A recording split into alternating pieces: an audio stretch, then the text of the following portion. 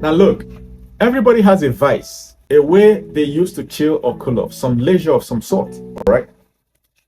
Now, I see some people put CEO on their profiles, but the moment they meet a critical problem, instead of facing it head on, they default to their vice. It's like when a man has a problem in his marriage, he goes to drink. Drinking will not solve the problem. He's defaulting to his vice.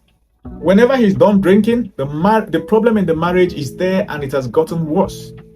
That is the same thing some people do in business. When their business collapses or is having issues, they have a bad day of sales or a bad month of sales, instead of going in and trying to solve it, they default to their vices. Some people's vices could be smoking. Something is going wrong, you're smoking, drinking, ingesting substances, passing out, as a way to solve the problem.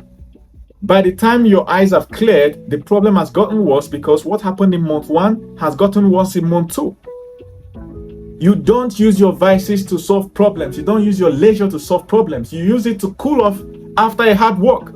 Two different things. Some ladies, their vices is that they can ask money from 3, 4, 5 guys.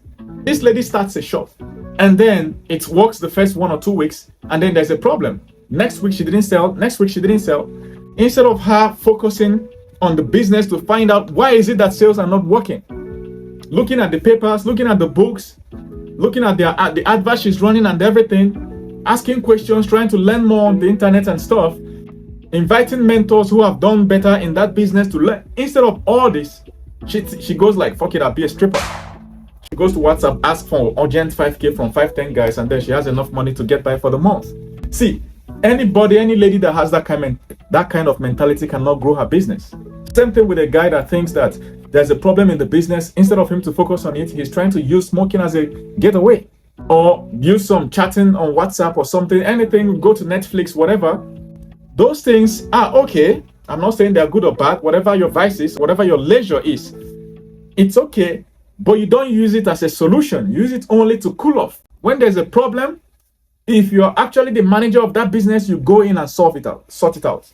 One of the problems, you don't have to own a business for this whole message to make sense to you. One problem you could be facing now is that your salary is not enough. It's a problem.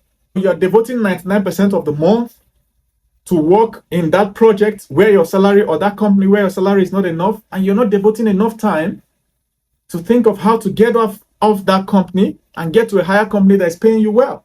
Now, the moment you want to think about it, you default to your leisure. And what could it be? Whatever is your leisure. Your leisure could even be that work. The fact that you go to work, you have friends within the office, it makes you relaxed. Your salary is messed up. You're supposed to leave that company. You know it. But you wouldn't commit enough time to learn enough skills to leave that company. See, I teach a lot of tech courses online. I do have some students sometimes that come to my platform, and then it's supposed to take them 2 weeks to complete this tech course, and then their life has changed. They can find jobs with it. They can apply online. They can go to Upwork or Fiverr, put their profiles up and start getting clients. Just 2 weeks of studies. Now, the moment this guy meets the first day, the moment they meet the very first challenge that is new to them, they quit. They default to their leisure. What's their leisure? Staying in that same salary, in that same company that they don't like. The initial reason why they try to learn something new. When you want to learn something new, there's a reason why it is something new. It's something you don't know. Every single stage of that academic program for 2 weeks has to involve something you don't know. The only thing is that once you complete it, now you know everything. You have to get off that mentality that your problem is too hard, therefore you try to use your leisure, whatever is your vice, to solve it.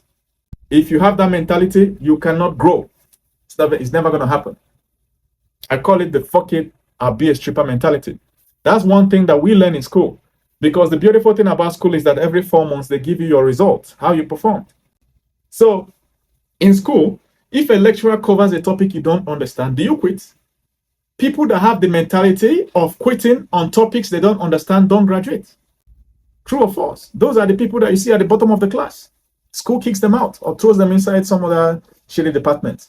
The people that succeed and move from level to level are people that have learned that if you meet a problem that is difficult, you don't quit on it. That's not when you want to go and smoke or ask guys for money or go and party or go and default to Only the ones you understand. No.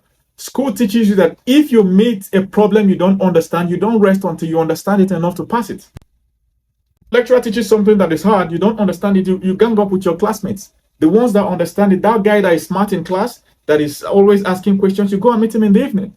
He puts you through. So that even before the exam, you try and collaborate with other students, you understand it enough to write it and pass it.